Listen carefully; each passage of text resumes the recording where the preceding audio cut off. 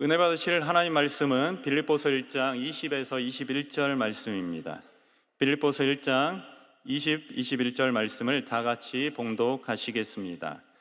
나의 간절한 기대와 소망을 따라 아무 일에든지 부끄러워하지 아니하고 지금도 전과 같이 온전히 담대하여 살든지 죽든지 내 몸에서 그리스도가 존귀하게 되게 하려 하나니 이는 내게 사는 것이 그리스도니 죽는 것도 유익함이라. 아멘. 오늘 말씀 제목을 같이 읽겠습니다. 빌립보서 빅데이터, 그리스도로 가득 찬 사람.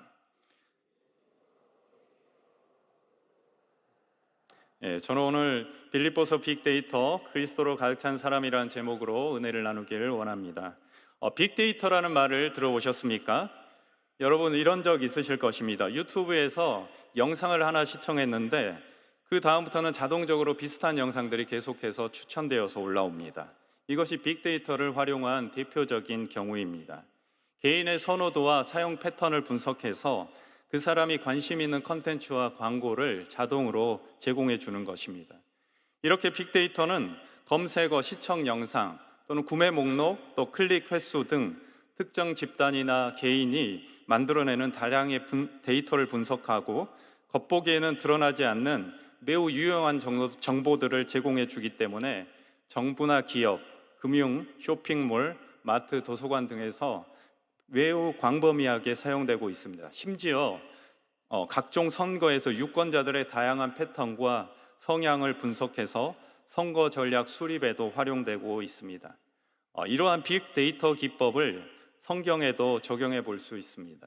예를 들면 오늘 읽은 빌립보서에서 자주 사용되는 주요 키워드가 무엇인지, 저자 바울이 계속해서 반복적으로 언급하고 있는 강조하고 있는 단어들이 무엇인지, 이를 통해 바울이 편지를 통해서 전달하고자 하고 있는 메시지를 파악해 볼 수가 있습니다.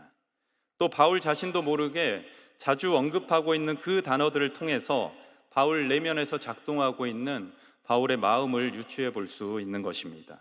저는 오늘 빌립보서에서 바울이 반복적으로 언급하고 있는 키워드 3가지를 중심으로 하나님 은혜를 나누기를 원합니다. 빌립보서 빅데이터 첫 번째 키워드는 복음입니다. 복음을 위한 일, 복음을 변명함과 확정함, 복음에 합당하게 생활하라. 바울은 빌립보서에서 복음이라는 단어를 많이 언급합니다. 로마서에서는 복음이 12번 나오는데 빌립보서에서는 9번이 언급됩니다. 별반 차이가 없어 보일지 모르지만 로마서가 전체 16장인 것을 감안하면 4장밖에 안 되는 짧은 서신인 빌립보서에서 9번 언급한다는 것은 상당히 많이 언급되고 있는 것입니다. 빌립보는 본래 바울의 선교 계획에 없었던 도시였습니다. 빌립보는 로마 황제에게 친화적인 친로마적인 도시였습니다. 로마 시민권과 사유재산을 그대로 인정받았고 또 세금을 면제받는 등 특별한 혜택을 누리고 있었기 때문에 로마 황제에 대해서 충성심이 가득한 도시였습니다. 로마 시민권자라는 자부심도 강했습니다. 로마 사람이 받지 못할 풍속을 전한다고 바울을 공격했던 것입니다.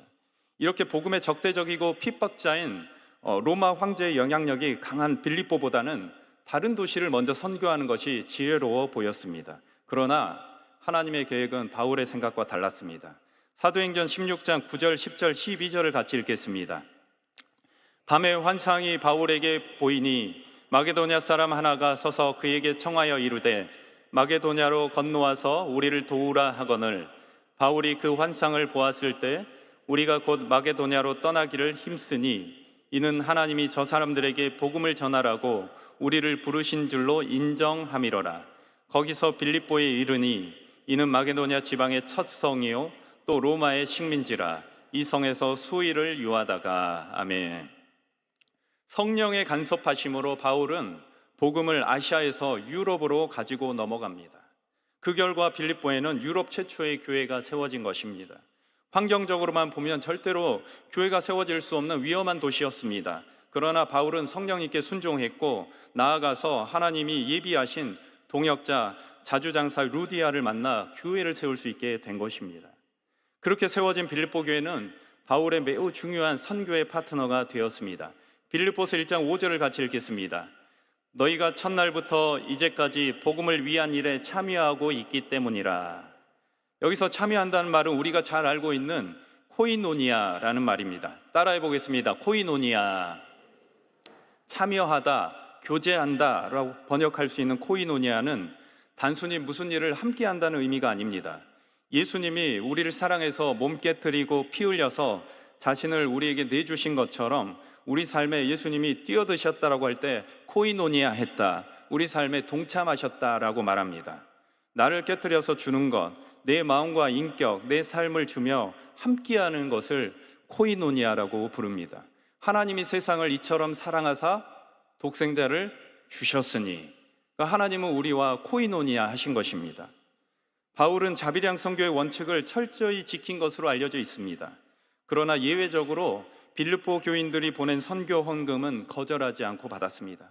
그것이 어떻게 모아졌는지 바울이 잘 알고 있었기 때문입니다. 고린도후서 8장 1, 2절을 같이 읽겠습니다. 형제들아, 하나님께서 마게도냐 교회들에게 주신 은혜를 우리가 너희에게 알리노니 환난의 많은 시련 가운데서 그들의 넘치는 기쁨과 극심한 가난이 그들의 풍성한 연보를 넘치도록 하게 하였느니라. 아멘. 빌립보 교회는 물질이 넉넉하고 형편이 좋아서 선교 헌금을 보낸 것이 아니었습니다. 그 선교 헌금에는 그들이 흘린 눈물이 있었고 그들의 마음과 인격이 담겼으며 그들의 생명이 담겨 있는 것을 잘 알았기 때문에 받지 않을 수 없었던 것입니다.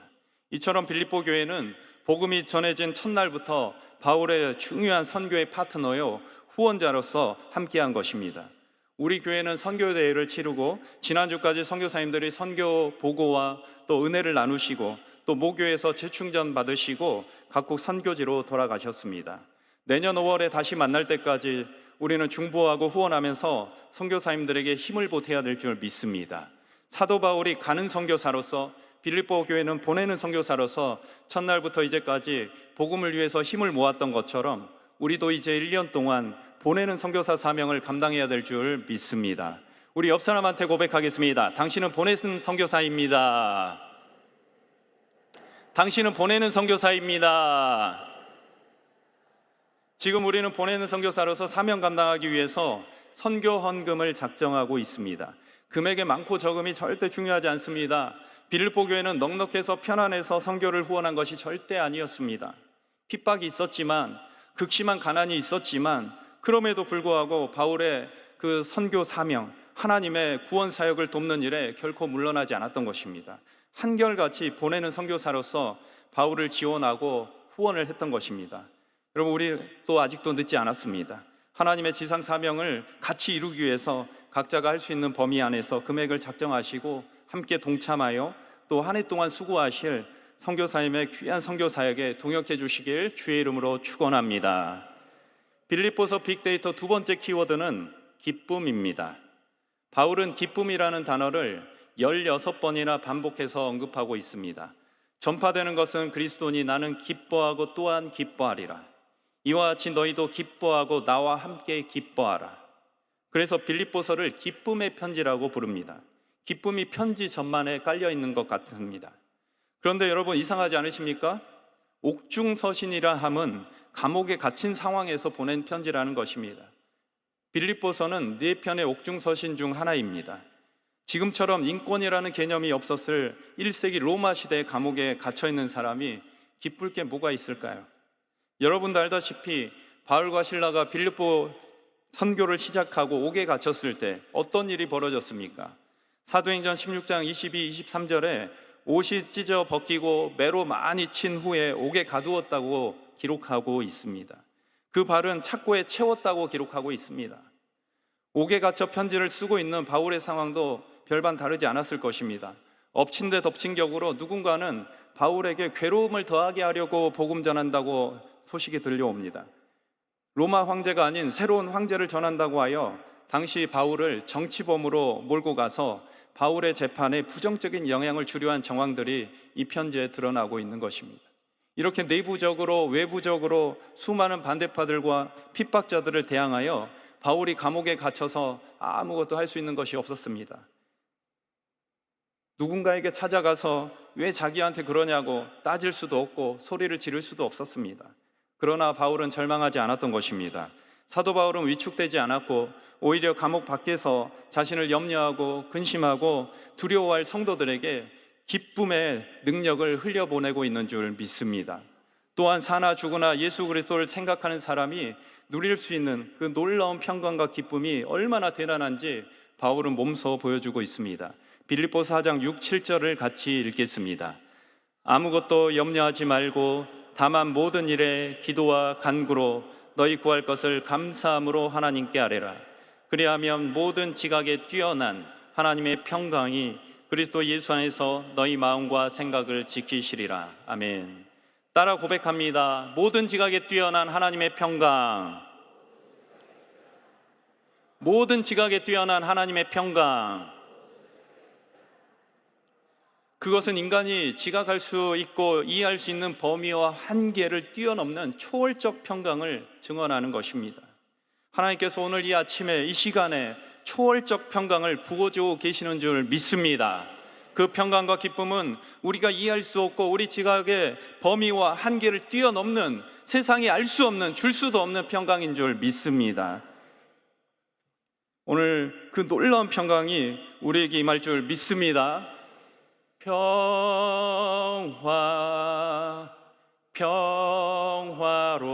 평화로다 하늘 위에서 내려오네. 그 사랑의 물결이 영원토록 내 영혼을 덮으소서. 아멘. 빌립보서 빅데이터 세 번째 키워드는 그리스도입니다. 빌립보서에 그리스도라는 단어는 무려 38번이 나옵니다. 언급 횟수에서 보듯이 빌립보서에서 최고의 키워드 그리스도입니다. 그래서 오늘 설교의 제목이 그리스도로 가득 찬 사람입니다. 따라해 보겠습니다. 그리스도로 가득 찬 사람. 바울은 어떻게 옥에 갇히는 지경에서도 복음을 위한 열정이 조금 더 꺾이지 않았을까요? 또 다른 서신서와 다르게 감옥 안에서 쓴 이 빌립보서에 유독 기쁨이라는 단어가 그렇게 많이 등장할까요? 상식적으로 생각하면 감옥과 어울리는 말은 낙심과 절망이고 분노와 원망입니다. 그러나 바울은 기쁨이 넘치고 있습니다. 그가 하는 말들에 기쁨이 배어 있고 기쁨이 표현되어 있고 듣는 자들에게는 평안과 소망을 불러일으키고 있습니다. 감옥 밖에 있는 자유가 있는 사람이 옥에 갇힌 자를 위로하고 격려하는 것이 마땅해 보이는데 오히려 매이고 갇힌 자 된 바울이 밖에 있는 자들에게 기뻐하고 기뻐하라 이렇게 권면하고 있는 것입니다. 빌립보서 2장 18절에 이와 같이 너희도 기뻐하고 나와 함께 기뻐하라. 빌립보서 4장 4절에 주 안에서 항상 기뻐하라. 내가 다시 말하노니 기뻐하라. 이렇게 기뻐할 수 있는 이유가 무엇일까요? 그 이유는 다름이 아니라 바울의 입에서 가장 많이 고백되는 단어, 바로 그리스도 때문인 줄 믿습니다. 빌립보서에서 바울은 그리스도로 가득 찬 사람이었습니다. 4장으로 이루어진 이 짧은 서신 안에 그리스도라는 단어가 38번이나 언급된다는 사실은 매우 이례적이고 놀라운 일인 것입니다. 말 그대로 입만 열면 그리스도, 그리스도, 그리스도 하고 있는 것입니다.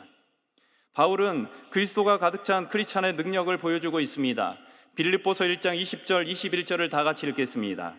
나의 간절한 기대와 소망을 따라 아무 일에든지 부끄러워하지 아니하고 지금도 전과 같이 온전히 담대하여 살든지 죽든지 내 몸에서 그리스도가 존귀하게 되게 하려 하나니 이는 내게 사는 것이 그리스도니 죽는 것도 유익함이라. 아멘. 바울은 외적인 환경에 결코 잡히지 않았습니다. 육신은 가두어 두고 매임을 당했을지 모르지만 진정으로 바울은 절대로 갇혀있는 사람으로 보이지 않습니다. 오히려 초월적 기쁨과 절대 긍정의 태도를 보여주고 있는 줄 믿습니다. 오늘 말씀을 맺겠습니다. 하나님이 주신 오늘 하루를 살아가는 우리 입술의 빅데이터는 무엇이 되어야 할까요? 원망과 분노, 투기와 다툼이 되어야 할까요? 아니요. 사도 바울처럼 복음, 기쁨, 그리고 그리스도가 되어야 할 줄 믿습니다. 바울은 빌립보서에서 하나님을 명시적으로 2번 나의 하나님으로 고백하고 있습니다. 1장에 내가 너희를 생각할 때마다 나의 하나님께 감사하며, 4장에 나의 하나님이 그리스도 예수 안에서 영광 가운데 그 풍성한 대로 너희 모든 쓸 것을 채우시리라. 바울 서신에서 나의 하나님은 굉장히 희귀한 표현입니다. 왜냐하면 우리 하나님이라고 쓰이는 곳이 바울 서신 전체에 150번인데 나의 하나님은 단 10번밖에 되지 않습니다.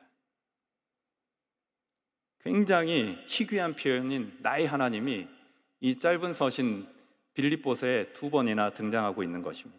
신학자들은 바울이 여기서 나의 하나님이라고 고백하는 것은 언제 처형당할지 모르는 죽음 앞에 놓인 바울이 하나님을 더 가깝게 느끼고 더 긴밀하게 하나됨을 느끼고 있다고 평가하고 있습니다. 눈에 보이는 상황이 여러분을 조여오고 계십니까? 풀리지 않는 문제가 여러분을 짓누른다고 생각하고 계십니까? 아닙니다. 조여오고 있는 그 문제보다 하나님이 더 가까이 계시고 하나님이 더 강하게 붙들고 계시는 것을 왜 우리는 느끼지 못하겠습니까? 할렐루야. 사도 바울은 우리 하나님 수없이 외쳤던 그 입술로 이제는 나의 하나님을 고백하고 있는 줄 믿습니다. 그리스도가 바울 안에 가득했기 때문에 복음을 감당할 수 있었고 기쁨을 누릴 수 있었음을 믿습니다. 사도 바울은 그리스도로 인해서 최악의 상황에서 최상의 은혜를 누리고 있는 줄 믿으시길 바랍니다. 그러므로 우리들 입에서도 문제 상황에서 불평, 좌절, 원망, 분노가 아니라, 낙심이 아니라 그 문제를 다스려 주시고 잠잠케 하시는 그리스도를 고백해야 될 줄 믿습니다. 문제보다 크신 하나님, 문제보다 더 가까이에서 우리를 강하게 붙드시는 그 하나님, 나의 하나님, 나의 하나님, 나의 하나님 고백하며 붙으시기를 이 아침에 주의 이름으로 축원합니다. 축원합니다. 축원합니다. 기도하겠습니다. 오늘 몸이 아프신 분은 아픈 곳에 손을 얹으시고 마음에 소원이 있는 분은 가슴에 손을 얹으시길 바랍니다. 좋으신 하나님 감사합니다. 오늘 사도 바울이 하나님을 나의 하나님으로 고백하며 하나님을 자신의 눌리고 매이고 갇혀있는 감옥 안에 아주 가까이 모셔드리고 나의 하나님으로 하나님을 가까이 만났던 것처럼 오늘 문제에 잡히고 눌린 심령들이 하나님을 모셔드릴 수 있도록 성령님 도와주시옵소서. 우리가 믿고 섬기는 하나님은 주인인 우리들이 절대로 바꿀 수 없는 3차원의 세계를 바꾸실 수 있는 4차원의 창조적인 하나님인 줄 믿습니다. 없는 것도 있는 것처럼 불러내신 하나님인 줄 믿습니다. 마귀는 여전히 도둑처럼 인간의 삶을 빼앗으며 주인 행세를 하려고 하지만 예수님의 십자가는 마귀의 모든 주장과 역사가 불법이고 거짓이라고 선언하는 줄 믿습니다. 오늘 예수님 안에서 명령하고 주장하고 선포할 때 놀라운 치료가 나타나게 하여 주시옵소서. 귀신이 떠나가게 하여 주시옵소서. 모든 저주에서 해방되고 하나님이 바꾸시는 새로운 3차원의 선물을 받게 하여 주시옵소서. 내가 나선 예수 이름으로 명하노니 각 사람 손 얹은 곳에서 질병과 통증이 사라질지어다. 염증이 깨끗이 치료될지어다. 병에서 놓여 건강하게 될지어다. 오늘 마음과 생각에서 모든 억압과 두려움, 수치심과 우울감을 일으키는 귀신은 예수 이름으로 묶임을 받고 떠나갈지어다. 예수님이 마귀를 멸하시고 자유를 가져오셨으니 노임을 받을지어다. 평강을 누릴지어다. 기쁨이 있을지어다. 자유케 될지어다. 오늘 귀한 예물 드린 손길 축복하여 주시옵고 영혼이 잘되고 범사가 잘되고 강건한 복을 내려 주시옵소서. 감사하고 예수님의 이름으로 기도합니다.